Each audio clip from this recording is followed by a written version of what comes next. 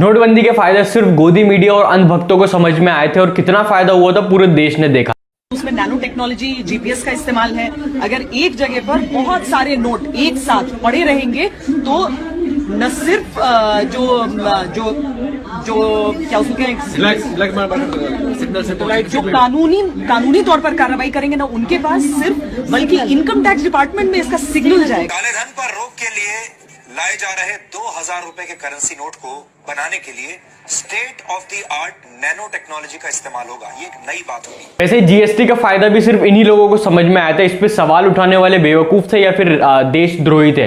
और वैसे इस बार फार्म एक्ट सिर्फ इन्हीं लोगों को समझ में आया। फार्मर्स के हक की बात, फार्मर्स के फायदे सिर्फ इन्हीं लोगों को समझ में आया, गोदी मीडिया हो या अंधभक्त हो। बाकी जो सवाल उठा रहे हैं वो या तो खालिस्तानी है या वो देशद्रोही। कोई किसान नहीं है, क्योंकि किसान को इस कानून से कोई आपत्ति। मैं कह रही हूँ, जब आपको ये नहीं पता कि उनकी मांगे क्या है, तो आप कैसे बोल सकते हैं कि वहाँ पर वो किसान नहीं है, उनकी मांगे बेकार हैं, ये है वो है, कैसे बोल सकते हैं? जानते हैं जिनसे मुझे पता चला है कि भैया किसान तो कोई है ही नहीं। थर्ड पर्सन से आप ज्ञान लेकर आए हैं। दूसरी चीज कि जो कानून बना है, सिर्फ इतना पता है कि भाई कानून से उससे ये फायदा है कि हम अपना माल विदेशों में भी बेच सकते हैं। आपको फायदा पता है और आपको नुकसान पता है उस कानून से क्या है? नुकसान क्या हो सकता है, आप बताइए प्लीज। नहीं सकता।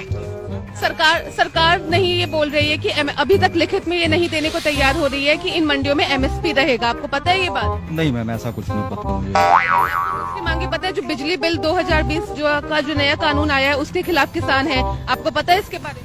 नहीं, अगर बिजली का बिल है, ऐसा कुछ है तो देखिए, पूरी नॉलेज मुझे नहीं पता है। 2014 में जो अच्छे दिन लाने की बात फार्मर्स के लिए की थी मोदी जी ने, अगर यही अच्छे दिन है फार्मर्स के लिए तो मैं ध्रुव राठी हूं। 2014 में जिन फार्मर्स के अच्छे दिन लाने की बात करके वोटों की भीख मांगी गई थी, और आज उन्हीं फार्मर्स की बात ना सुनना, शायद यही हमारे प्रधानमंत्री की सच्चाई है। तो क्या सोचा आगे जाकर क्या करना है? किसान का बेटा हूं, खेती करूंगा। किसान तो सिर्फ जूझने के लिए पैदा हुआ है, खेतीबाड़ी से कुछ नहीं मिलता बेटा। बहुत जल्द मिलेगा।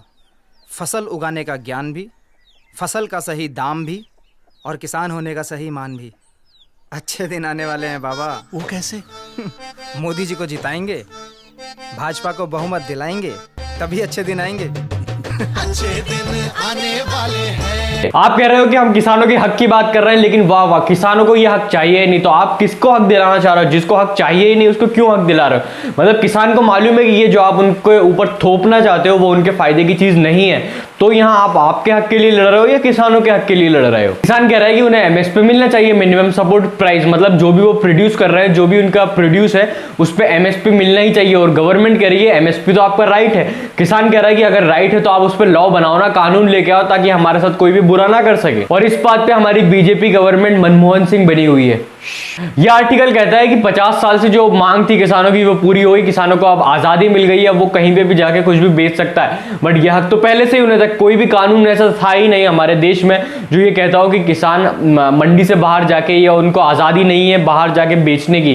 पहले से ये आजादी किसानों को थी। आपने कौन सी नई चीज इंट्रोड्यूस करी है? और जो किसान आपसे मांग रहा है वो आप उन्हें दे नहीं रहे। इसका मतलब आप किसानों के लिए नहीं लड़ रहे हैं, आप एक्चुअली आप दिखाने के लिए लड़ रहे हैं कि हम किसानों के लिए लड़ रहे हैं, बट आप किसानों के अगेंस्ट में हैं, आप किसानों से लड़ रहे हैं। और गवर्नमेंट झूठ बोले और उसे छुपाने के लिए गोदी मीडिया तो बैठी है।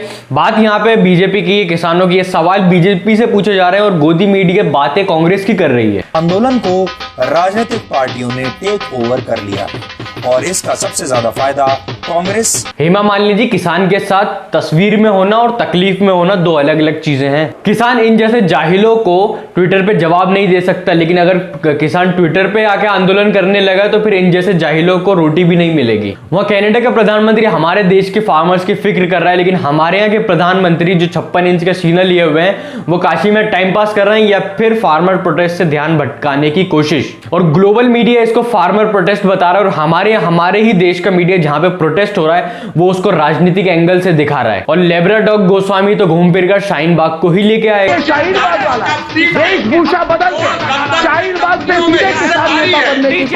अरे आप जिहादियों को कैसे भूल गए? इस्लाम और जिहाद को बीच में नहीं लाओगे तो फिर आपके न्यूज चैनल चलेगा कैसे, वो भी दिखाओ। इन विरोध प्रदर्शनों के जरिए कुछ लोग इस्लामिक राष्ट्र का सपना देखने लगे हैं। देखो सीएए और एनआरसी को भी बीच में लेके आओ। नागरिकता कानून, भारत के नए नागरिकता कानून और कश्मीर। इस देश को अनाज देने वाले अगर अपने लिए हक मांगेंगे, अपने लिए लड़ेंगे, तो देश का लोकतंत्र भी तो खतरे में आएगा, वो भी तो दिखाओ। लोकतंत्र खतरे में आ गया है। अगर हक मांगने वाला खालिस्तानी है, अगर सीएए एनआरसी का प्रोटेस्ट करने वाला पाकिस्तानी है, तो हिंदुस्तानी कौन है?